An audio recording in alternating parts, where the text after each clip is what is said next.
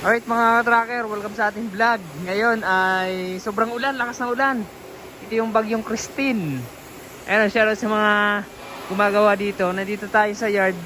Itong unit palabasin. Ito po ay as is condition. Dalawang unit to, isa pa lang yung ay lalabas namin bukas. Kaya ito, pinupuspos na namin ang pagtrabaho dito. Repaint lang to. Retouch ng pintura, tapos linis ng cab, detailing. Assist lang kasi ito eh. Dalawang unit to, ito Hino. Ito naman Isuzu forward. Ayan.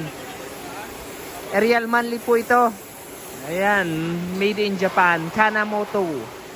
Yung ating Ariel Manly 6-wheeler. Ayan. Diba? Puspusan yung trabaho po. Ayan. Shoutout sa ano natin. Detailer natin. Pare, baha na. Ayan, Hino 500 series FC. Ito yung maliit na Hino. Ayan yung pintor natin. Puspusan sa paglilinis. Inaano lang niya, binabap niya lang yung cab.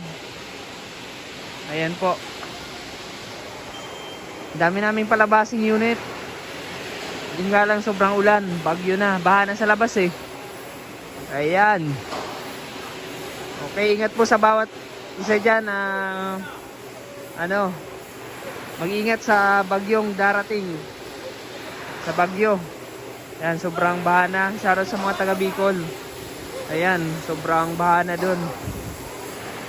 Alright, so ayan, update lang tayo sa mga unit namin dito. Alright.